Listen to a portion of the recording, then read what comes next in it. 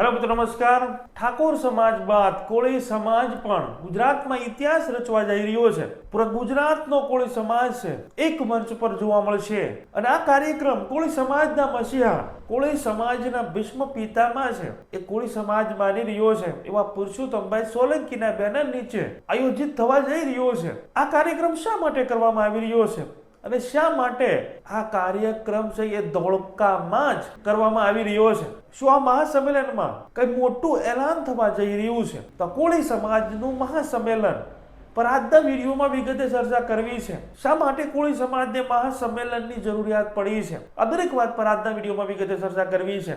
અમારી ચેનલમાં ભારતમાં અને ગુજરાતમાં જે બી ઘટનાઓ ઘટતી હોય છે તેને સરળ ભાષામાં સમજાવતા હોય છે। આવા નવા વિડીયો જોવા માટે અમારી ચેનલને તમે સબસ્ક્રાઇબ કરી શકો તો તમારું એક સબસ્ક્રાઇબ કરવું, તમારે એક લાઇક કરવી, તમારે એક સરસ મજાની કમેન્ટ કરવી, જેનાથી અમને આવા નવા વિડીયો બનાવવા માટે પ્રોત્સાહન મળતું હોય છે।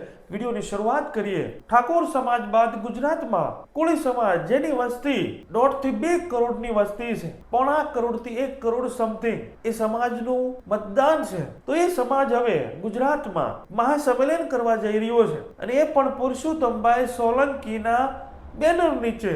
જે પોસ્ટો હાલ સોશિયલ મીડિયામાં વાયરલ થઈ રહી છે એ પણ તમે જોઈ શકો છો, જેમાં ઉલ્લેખ કરવામાં આવ્યો છે કોળી સમાજનું પંચામૃત સાથે બાપજીની દિલની વાત, એટલે કે પુરુષોત્તમભાઈ સોલંકીને કોઈ બાપજી કહે છે, કોઈ મસીહા કહે છે, કોઈ ભાઈ કહે છે અને હમણાં સંમેલનોમાં છે ભીષ્મ પિતામહની પણ ઉપમા આપવામાં આવી રહી છે। તો આ રીતે કોળી સમાજને સંગઠિત કરવાના સંકલ્પને લઈને આ મહાસંમેલનનું આયોજન થવા જઈ રહ્યું છે। આ કાર્યક્રમ ધોળકામાં જ કેમ કરવામાં આવી રહ્યો છે તેની થોડીક વાત કરીએ તો જે સ્થળ પર આ કાર્યક્રમ કરવામાં આવી રહ્યો છે એ સ્થળ મોટી બોરુ શ્રી ભેટડિયા ભાળ એ તીર્થ પર કોળી સમાજ છે ખૂબ જ દિલથી, શ્રદ્ધાથી છે એ તીર્થ સ્થાનને માને છે અને એક તીર્થ સ્થાન પર ઇતિહાસ પણ ગવાહ છે કે તીર્થ સ્થાનને બચાવવા માટે કોળી સમાજના ઘણા બધા શૂરવીરો છે જેને શહાદત વહોરી છે।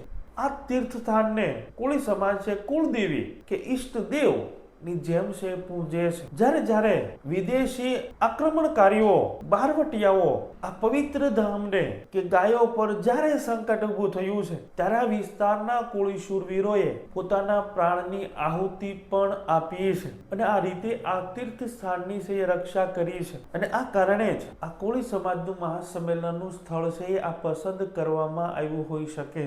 આગળ વિશેષ વાત કરીએ, જે રીતે સોશિયલ મીડિયામાં પોસ્ટર વાયરલ થયું છે પુરુષોત્તમભાઈ સોલંકીનો, તેમાં ફોટો છે, સાથે પંચામૃતની વાત કરવામાં આવી છે અને સ્પષ્ટતા એ પણ કરી દઉં કે હજુ સુધી પુરુષોત્તમભાઈ સોલંકી અને હીરાભાઈ સોલંકીએ કોઈ સોશિયલ મીડિયામાં કે કોઈ વિડીયોના મારફતથી હજુ આ કાર્યક્રમની છે એ જાહેરાત કે આ કાર્યક્રમ પર નિવેદન છે કે આ કાર્યક્રમનું છે એલાન છે એ કર્યું નથી। હવે જે આ પોસ્ટરમાં પંચામૃતની વાત કરવામાં આવી છે તેની વાતચીત કરીએ તો કોળી સમાજનો સામાજિક ક્ષેત્રે વિકાસ, રાજકીય ક્ષેત્રે વિકાસ જે ઋષિ ભારતી બાપુ, ચિરાગ ઝાલા છે અવારનવાર છે એ વાત કરતા આવ્યા છે, પુરુષોત્તમ સોલંકી પણ વાત કરતા આવ્યા છે કે જે કોળી સમાજને શરૂઆતમાં 2 થી 3 સીટો પૂરા ગુજરાતમાં મળતી હતી, આજે એ કોળી સમાજને 18 થી 20 ધારાસભ્યો છે એ મળી ચૂક્યા છે। હજુ પણ વધારવાની જરૂર છે। ઋષિ ભારતી બાપુ અને ચિરાગ ઝાલા છે એ લડત લડતા આવ્યા છે કે વસ્તીની દ્રષ્ટિએ હજુ ઘણી બધી એવી સીટો છે જ્યાં કોળી સમાજની મેજોરિટી વસ્તી છે, છતાં કોઈ પાર્ટી છે એ કોળી સમાજને ટિકિટ આપતી નથી અને એ માની એક સીટ છે એ ધોળકા વિધાનસભા સીટ પણ છે જ્યાં મેજોરિટી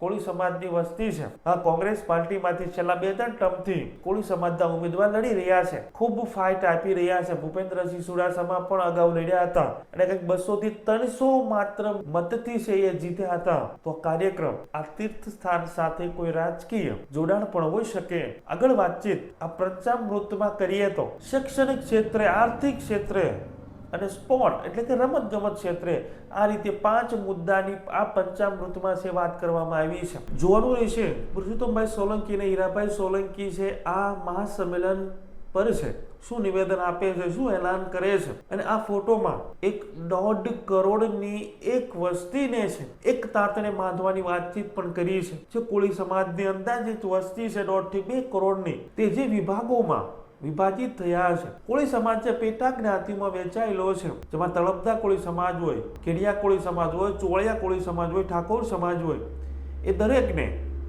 એક મંચ પર કોળી ઠાકોર આ મહાસંમેલનમાં એવા સમાજને સંગઠિત કરવાના નિવેદનો સાથે જ્યારે નવનીતભાઈ બાલદિયા માટેની ન્યાય સભા હતી એ સમયે હીરાભાઈ સોલંકીએ ગાંધીનગરમાં અખિલ ભારતીય કોળી સમાજની જે મીટિંગ હતી એ મીટિંગમાં એલાન કર્યું હતું કે કોળી સમાજનું પણ બંધારણ હોવું જોઈએ. તો આ મહાસંમેલનમાં કોળી સમાજ છે એક બંધારણ પણ લોન્ચ કરી શકે છે, કોળી સમાજ માટે બંધારણ પણ લાગુ કરી શકે છે. અને પરસોત્તમભાઈ સોલંકી, હીરાભાઈ સોલંકી કે કુંવરજીભાઈ બાવળિયા જેવા દિગ્ગજ નેતાઓના હાથે છે આ બંધારણ છે એ ઘડવામાં આવે અને એને લાગુ કરવામાં આવે તો મોટા ભાગનો કોળી સમાજ છે આ બંધારણને છે એ ફોલો કરશે. જોવાનું રહેશે હવે નજર પુરુષોત્તમભાઈ સોલંકી, કુંવરજીભાઈ બાવળિયા અને હીરાભાઈ સોલંકી જેવા કોળી સમાજના જે નેતાઓ છે તેના પર રહેશે.